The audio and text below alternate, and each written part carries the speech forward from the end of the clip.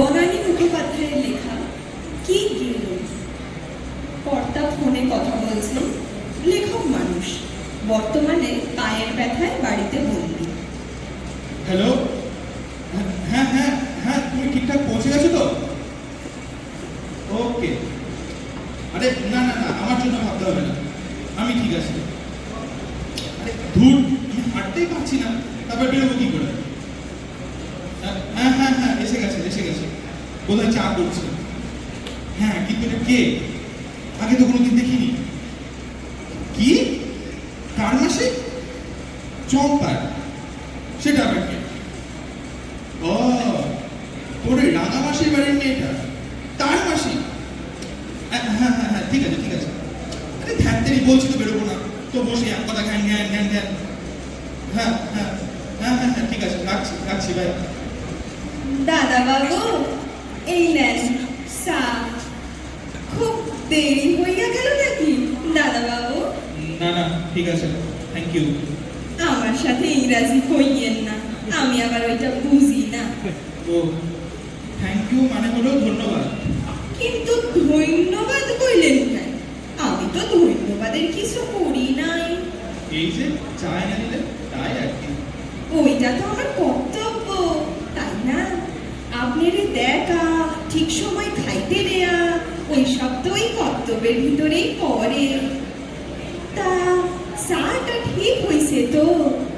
আমি তো জানি না আপনি কেমন চা খান, লিকার চা না দুধ দিয়া। আপনার কি সুগার আছে? তাইলে তো আবার চিনিও বাদ। না না, ঠিক আছে, যাও তুমি এখন কাজ করো, আমি একটু লেখার চেষ্টা করি, আমার আবার ওইটাই কাজ। জানি আপনি একজন লেখক, আপিস টাপিসের কোনো বালাই নাই, খালি বাড়িতে বৈশা লেখে, তাই তো?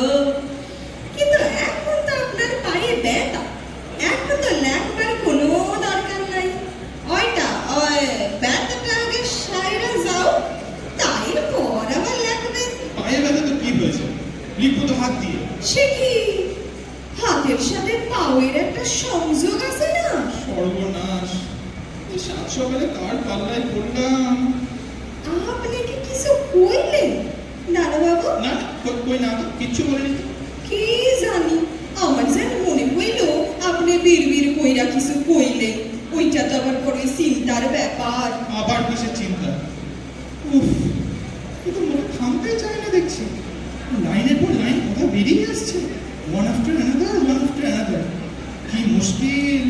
চিন্তার ব্যাপার হইল, আমার একটা জামাই বাবু আসিল, তো সে সর্বক্ষণ নিজের মনে কথা কইত। কি কইতো সেইটা কোনোদিন শুনি নাই। একদিন মনে হইল যাই তো জামাই বাবুর পিছনে গিয়া খাড়াই, শুনি কি কথা কয়। ওরে আমার পোড়া কপাল, কি শুনলাম কত! আরে আমি কি করে জানবো তুমি কি শুনলে? আমি কি ছিলাম নাকি সেখানে? বিরক্ত হইয়েন না দাদা বাবু, বিরক্ত হইয়েন না, কারণ ব্যতীত বিরক্ত হওয়া উচিত না, বুঝলে? ও হ্যাঁ, যা কইতেছিলাম, জামাই বাবুর পিছনে খাড়াইয়া শুনি উনি কয়, পদ্ম আমি তোমারে খুব ভালোবাসি, তোমারে ছাড়া আমি বাঁচুম না। এই পদ্মটা আবার কে? খাইছে, আপনি পদ্মরেই ছিলেন না? আরে আমি তো পদ্ম। আমি জানবো কি করে? আমি তো আজকে প্রথম তোমাকে দেখলাম। তাই নাকি? আগে দেখেন নাই? খাইছে, আমি কিন্তু আপনারে একদিন চুপি আইসা দেখা গেছি। কেন চুপি কেন?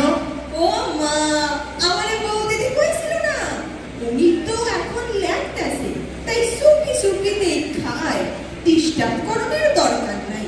গুড, আমিও সেটাই বলছি, আমি এখন লিখবো তো, এই সময় কেউ কথা বললে আমার একদম ভালো লাগে না। সে তো সত্য কথা দাদা বাবু, কাজের টাইমে ডিস্টার্ব করা উচিত না। বাহ, তুমি তো দেখছি বেশ বুদ্ধিমতী। ঠিকই কইছেন, সকলে এই কথাই কয়, আমি খুবই বিচক্ষণ। তাহলে এবার একটু বিচক্ষণতা দেখাও দেখি। যাও তুমি এখন ভিতরে যাও, রান্না বান্না করো, আমি আমার কাজ করি, ঠিক আছে? রাইটটা তো বৌদিদি সাইরাই গেছে, আমি তো শুধু ভাইট করব। আচ্ছা, আপনি কেমন ভাইট পছন্দ করেন? ঝুরঝুরা না গলা? একটা সিটি ঝুরা, দুইটা সিটি গলা, কোনো চিন্তা উফ, শোনো তোমায় একটা কথা বলি, শোনো। একটা কেন, আপনি 10টা কথা বল। না, আমি একটাই কথা বলবো, মন দিয়ে শোনো। আমি বেশি কথা বলি না, বলতে ভালোবাসি না, শুনতেও ভালোবাসি না। বেশি কথা বললে আমার মাথার যন্ত্রণা হয়, শুনলেও মাথার যন্ত্রণা হয়। তবে তো মহা চিন্তার কথা, কথা বললে মাথার যন্ত্রণা, শুনলেও। আপনার কি চক্ষুতে কোনো সমস্যা আছে? হইলেও তো মাথার যন্ত্রণা হয়। টিভিতে তো ডাক্তার বাবুরা তাই কয়। না, আমার এই চক্ষুতে কোনো সমস্যা নেই। অত জলদি জলদি উত্তর দিলে তো চলবো না। চিন্তা কইরা উত্তর দেন, মাথা কইলা কথা। আপনি কি কম দেখেন দাদা বাবু? মাথা ঘুরায়, হজম হয়? কিসের হলো, মানে কার হলো? আপনার হজম, আবার কার? আমার তো আবার ওইসবের কোনো প্রবলেম নাই। খাওয়ার পরে একখানা বড় কইরা ঢ্যাক, বাস আপনার হয় ঢ্যাক। আরে সেটা আবার কি? এ কি সব বলছো? আরে বাবা, ঢ্যাক ঢ্যাক হয়। আরে সেটা কি? বাবা, এত জোর দিয়া কথা কোনকে? আমি জিগাই আপনার কি খাবার পরে ঢ্যাক উঠে? মানে খাবার পর কি